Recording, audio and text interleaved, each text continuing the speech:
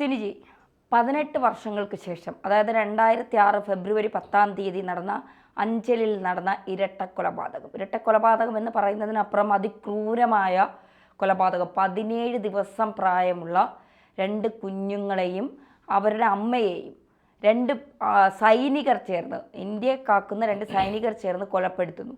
പിന്നീട് പ്രതികളെക്കുറിച്ച് വിവരമൊന്നും ലഭിക്കുന്നില്ല. 18 വർഷത്തിന് ശേഷം പോണ്ടിച്ചേരിയിൽ നിന്ന് പ്രതികളെ പോലീസ് പിടികൂടുന്നു.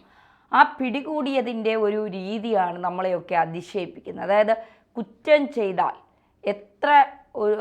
എത്ര കൃത്യമായി നമ്മളൊരു കുറ്റം ചെയ്താലും അതിൽ ഒരു ലൂപ്പോള് പോലീസിനായി ഉണ്ടാകും എന്നുള്ളതിൻ്റെ ഒരു വലിയ ഉദാഹരണം കൂടിയാണ് ഈ 18 വർഷത്തിന് ശേഷം ദിവിൽ കുമാറും രാജേഷും അറസ്റ്റിലാകുന്നതിലൂടെ നമുക്ക് മനസ്സിലാകുന്നത്. എന്താണ് ഈ ഒരു സംഭവത്തിൽ CBI നടത്തിയ ഒരു എന്താ പറയുക, ഒരു സിനിമാ സ്റ്റൈൽ അന്വേഷണം എങ്ങനെയായിരുന്നു? ശരിക്കും പറഞ്ഞാൽ ഈ ദിവിൽ കുമാർ, രാജേഷ് ഇവരാണ് ഈ സൈനികർ. ഇവരാണ് ഈ പറയുന്ന 2 പിഞ്ചു കുഞ്ഞുങ്ങളെ, ഏതാണ്ട് 20 ദിവസത്തിൽ താഴെ മാത്രം പ്രായമുള്ള കുഞ്ഞുങ്ങളെയും യുവതിയെയും കൊലപ്പെടുത്തിയത്.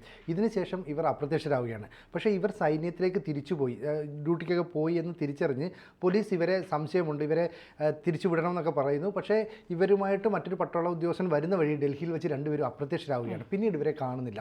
അപ്പോൾ ഏതാണ്ട് 18 വർഷത്തോളമാണ് ഇവർ അപ്രത്യക്ഷരായത്. എന്ന് പറഞ്ഞാൽ ഒരാൾ കാണാതാകുമ്പോൾ പ്രായം 23 മറ്റോ ആണ്, മറ്റേ ആൾക്ക് 28 വയസ്സ്. ഇത്രയും വർഷം കഴിഞ്ഞിട്ടാണ് ഇവരെ കണ്ടെത്തുന്നത്. അപ്പോൾ കണ്ടെത്താൻ ഒരു മാർഗവുമില്ല. വലിയ തോതിലുള്ള അന്വേഷണം, വ്യാപകമായ അന്വേഷണം, ഒരു രക്ഷയുമില്ല. അപ്പോൾ പിന്നീട് ഈ അന്വേഷണത്തിൻ്റെ അടുത്ത ഘട്ടത്തിലേക്ക് കടക്കാനായിട്ട് ഇവരെന്ത് ചെയ്യുന്നതെന്ന് വെച്ചാൽ സമൂഹ മാധ്യമങ്ങളുടെ സഹായം തേടി. അപ്പോൾ സമൂഹ മാധ്യമങ്ങളിൽ ഇവരുമായി ബന്ധപ്പെട്ട ചിത്രങ്ങളൊക്കെ പോസ്റ്റ് ചെയ്തതിന് ശേഷം ഇവരിനോട് സാമ്യമുള്ള ആളുകളെ കണ്ടെത്താൻ പറ്റുമോ എന്നുള്ള അന്വേഷണം. ടെക്നോളജി വളർന്നു, AI എന്ന് പറയുന്ന പുതിയ സാങ്കേതിക വിദ്യ വന്നു. അപ്പോൾ AI സാങ്കേതിക വിദ്യ വളർന്നപ്പോൾ ഇവരുമായി സാമ്യമുള്ള ചിത്രങ്ങൾക്ക് 5 വർഷം കഴിഞ്ഞാൽ എന്ത് രൂപമാറ്റം ഉണ്ടാവും? ചിലർക്ക് ചിലപ്പം മുടി കഷണ്ടിയായി പോകാം, അല്ലെങ്കിൽ ചിലർ താടി വളർത്തിക്കൊണ്ടിരാം. അങ്ങനെയുള്ള ഈ പ്രതികളുടെ ഓരോരുത്തരുടെയും 20ഓളം ചിത്രങ്ങൾ സൃഷ്ടിച്ചു. എന്നിട്ട് ഇവർക്ക് സംശയമുള്ള സമൂഹ മാധ്യമങ്ങളിൽ പ്രവർത്തിക്കുന്ന ചിലരുണ്ടല്ലോ, അവർക്കൊക്കെ അല്ലെങ്കിൽ അവരുടെ ഈ സമൂഹ മാധ്യമ അക്കൗണ്ടുകൾ നിരീക്ഷിച്ചു വന്നു. അങ്ങനെ ഏതാണ്ട് 10,000-ഓളം അക്കൗണ്ടുകൾ നിരീക്ഷിച്ചു വരികയാണ്. 5 വർഷം കഴിഞ്ഞപ്പോൾ അത് അപ്ഡേറ്റ് ചെയ്തു. ആരെയും കണ്ടെത്താൻ കഴിയുന്നില്ല, ഇവരെവിടെയാണെന്നതിനെക്കുറിച്ച് യാതൊരു ധാരണയുമില്ല.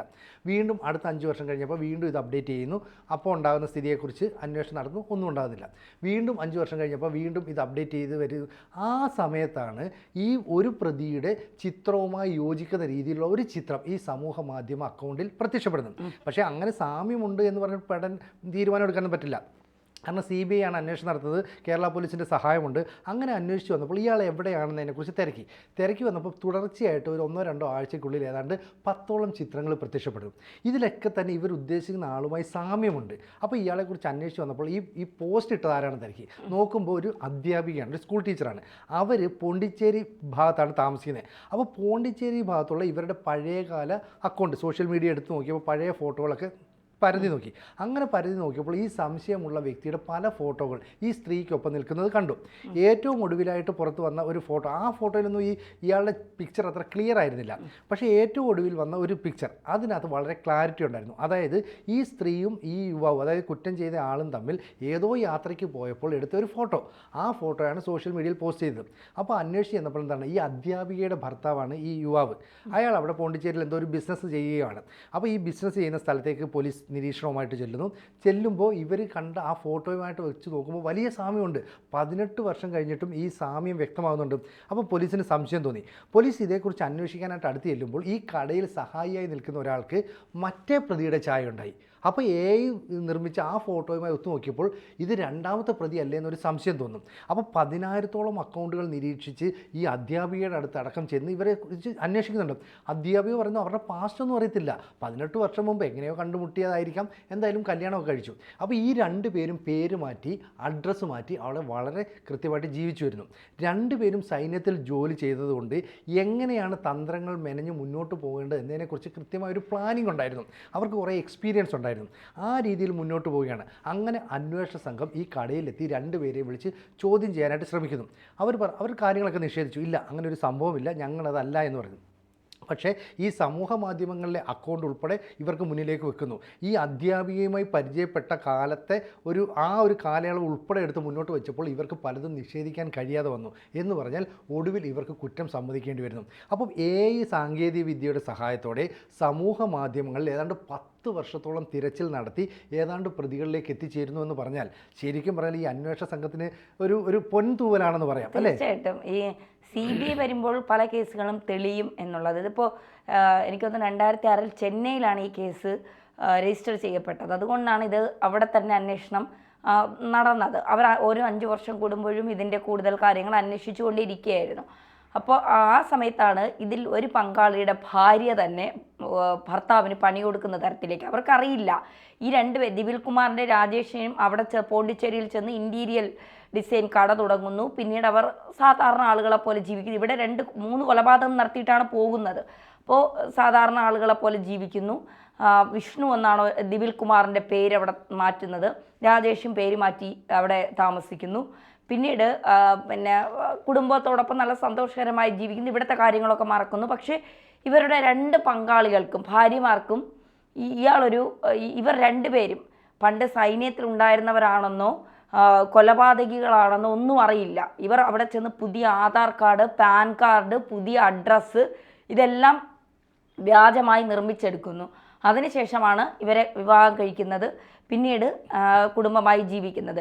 പിന്നീടാണ് പോലീസ് ഇത് തുടക്കത്തിൽ തന്നെ കോടതിയുടെ ഉത്തരവ് വാങ്ങിക്കൊണ്ട് ഇവരെ അവിടെ തന്നെ പഠാൻകോട്ട് തടഞ്ഞു വെച്ചിട്ട് കോടതിയുടെ ഉത്തരവിലൂടെ ഇവരെ കൊണ്ടുവന്നെങ്കിൽ ഇത്രയും വർഷം ഈ പ്രതികൾക്ക് മുങ്ങി നടന്ന് സൂര്യജീവിതം നടത്താൻ കഴിയില്ലായിരുന്നു. പക്ഷേ അതിനു മുൻപ് തന്നെ പ്രതികൾ മുങ്ങി എന്നുള്ളതാണ് ഇതിൻ്റെ ഒരു എന്താ പറയുക, അന്വേഷണ ഉദ്യോഗസ്ഥർക്ക് സംഭവിച്ച ഒരു പിഴവായി കണക്കാക്കുന്നത്. പക്ഷെ അതിലൊക്കെ അപ്പുറം ഒരു പെൺകുട്ടിയെ സ്നേഹിച്ച് വശീകരിച്ച് കല്യാണം കഴിക്കാമെന്ന വാഗ്ദാനം നൽകി അതിനുശേഷം അവളെ ഗർഭിണിയാക്കുന്നു. ആ പെൺകുട്ടി പ്രസവിക്കുന്നു, 2 ഇരട്ട കുഞ്ഞുങ്ങളെ പ്രസവിച്ചു കഴിഞ്ഞപ്പോൾ കല്യാണം കഴിക്കാൻ പറ്റില്ല എന്ന് പറയുന്നു. അങ്ങനെ ഇവർ പോലീസിനെ സമീപിക്കുന്നു. അവിടെ നിന്ന് വനിതാ കമ്മീഷനെ സമീപിക്കുന്നു. വനിതാ കമ്മീഷനിൽ നിന്ന് DNA പരിശോധനയ്ക്ക് ഉത്തരവ് വരുന്നു. അങ്ങനെയാണ് രാജേഷിനെ കൂടി കൂട്ടുപിടിച്ചുകൊണ്ട്, തന്നോടൊപ്പം ജോലി ചെയ്യുന്ന രാജേഷിനെ കൂടെ കൂട്ടുപിടിച്ചുകൊണ്ട് നാട്ടിലേക്ക് വരുന്നു. നാട്ടിൽ വന്നതിന് ശേഷം ഇതിൽ ഒരാളുടെ ദിവിൽ കുമാറിൻ്റെ അക്കൗണ്ടിൽ നിന്ന് 1600 രൂപ ഇവർ പിൻവലിക്കുന്നു.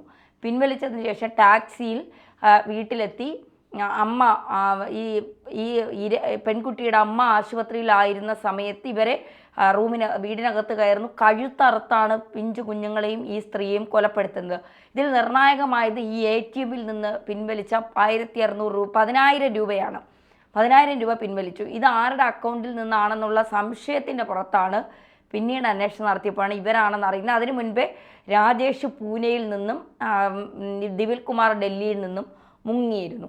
അപ്പോൾ പിന്നീട് ഇവർ കരുതി ഇത്രയും വർഷമൊക്കെ കഴിഞ്ഞില്ലേ, പോലീസ് ഈ കേസൊക്കെ വിട്ടുകാടും, ഞങ്ങളതിന് പിടിക്കാനൊന്നും പോകുന്നില്ല എന്നൊക്കെയാണ് ഇവർ വിചാരിച്ചിരുന്നത്. പക്ഷേ പോലീസ് അല്ലെങ്കിൽ പ്രത്യേകിച്ച് CBI ഒരു കേസ് അന്വേഷിച്ചാൽ അത് വർഷങ്ങളോളം, ആ പ്രതികൾ മരിക്കുന്നത് വരെ, ഇനി മരിച്ചു കഴിഞ്ഞാലും അതിൻ്റെ പുറകെ പോകുമെന്നുള്ളതിൻ്റെ ഒരു വലിയ തെളിവാണ് നമുക്ക് ഈ 18 വർഷത്തിലൂടെ 2 പ്രതികളെ പിടികൂടിയതിൽ നിന്ന് മനസ്സിലാക്കാൻ സാധിക്കുന്നത്, അല്ലേ? അപ്പോൾ ഈ 10,000-ഓളം സമൂഹ മാധ്യമ അക്കൗണ്ടുകൾ പരതിയപ്പോൾ ഇവർ ഒളിച്ച് താമസിക്കാൻ സാധ്യതയുണ്ടെങ്കിൽ, ഇവരുടെ ചിത്രങ്ങൾ ഏതെങ്കിലും തരത്തിൽ പോസ്റ്റ് ചെയ്യപ്പെടാനുള്ള സാധ്യതയുണ്ടെങ്കിൽ, അപ്പോൾ പോസിബിലിറ്റിയെ മാത്രം മുന്നിൽ വെച്ച് അന്വേഷണ സംഘത്തിൻ്റെ ഒരു കൃത്യമായ ചുവടുവെപ്പ്.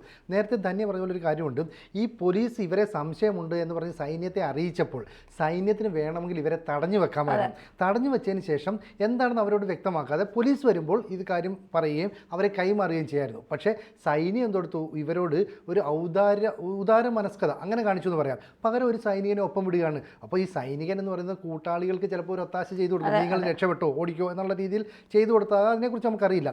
പക്ഷേ ഇത്രയും വർഷമായി ഒളിച്ചിരുന്ന ആളെ സ്വന്തം പങ്കാളിയുടെ ഒരു ഫേസ്ബുക്ക് പോസ്റ്റിലൂടെ കണ്ടെത്തുക എന്ന് പറയുന്നത് പോലീസിൻ്റെ അന്വേഷണ ബുദ്ധിയെ സമ്മതിക്കണം. മാത്രമല്ല ഈ AI ടെക്നോളജിയൊക്കെ ഇത്രയും വിപുലമായിട്ട് വളരെ കുറച്ച് കാലമേ ആയുള്ളൂ.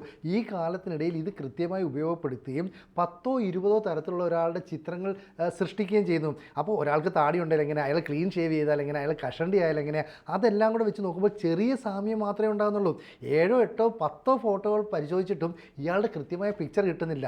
അതിനിടയിലാണ് ഏറ്റവും ഒടുവിൽ യാത്രയ്ക്ക് പോയൊരു ചിത്രം ഈ പറയുന്ന അധ്യാപികയായ സ്ത്രീ ഭാര്യ പങ്കുവെക്കുന്നത്. ശരിക്കും അധ്യാപിക പങ്കുവെച്ച ചിത്രം കണ്ടിട്ടാണ് പോലീസിന് സംശയം തോന്നിയത്. മാത്രമല്ല പോലീസ് അവിടെ തിരക്കി ചെല്ലുന്ന ഈ ഒരു പ്രതിയെ പിടികൂടാനാണ്. അവിടെ ചെല്ലുമ്പോഴാണ് സഹായിയായിട്ട് നിൽക്കുന്ന ആൾക്ക് മറ്റേയാളുടെ സാമ്യം വരുന്നത്. അപ്പോൾ ഉടനെ ആ 2ാമത്തെ ചിത്രവും എടുത്തിട്ട് ഈ പോണ്ടിച്ചേരിയിൽ വെച്ച് തന്നെ അവർ സംശയത്തോടെ നോക്കുകയാണ്. എന്തെങ്കിലും തരത്തിലുള്ള ഒരു സംശയം ഈ രണ്ട് സ്ത്രീകൾക്കും, അതായത് ഇവർ കല്യാണം കഴിച്ച പങ്കാളികളുണ്ടല്ലോ, അവർക്കറിയില്ലായിരുന്നു ഇവരുടെ പാസ്റ്റ് എന്താണെന്ന് അറിയില്ല. മാത്രവുമല്ല ഇവർ സൈന്യത്തിൽ നിന്നതുകൊണ്ട് എന്തൊക്കെ രീതിയിലുള്ള നേരായ മാർഗ്ഗങ്ങളിൽ പോകാമെന്നും എന്തൊക്കെ രീതിയിൽ കള്ളത്തരങ്ങൾ മറച്ചു വെക്കാൻ കഴിയുമെന്നതിനെക്കുറിച്ച് ഇവർക്കൊരു ബോധ്യമുണ്ടായി. കാരണം കടുത്ത ട്രെയിനിങ് ഒക്കെ കഴിഞ്ഞ് വന്ന ആൾക്കാരല്ലേ. അതുകൊണ്ടാണ് ഇവർക്ക് സ്വന്തമായിട്ട് ആധാർ കാർഡ്, പാൻ കാർഡ് ഇതൊക്കെ തന്നെ മറ്റൊരു സംസ്ഥാനത്ത് പോയി എടുക്കാൻ സാധിച്ചത്. മാത്രവുമല്ല ഇത്രയും വർഷം ആ കുടുംബത്തോടൊപ്പം സ്വസ്ഥമായി ജീവിച്ചു.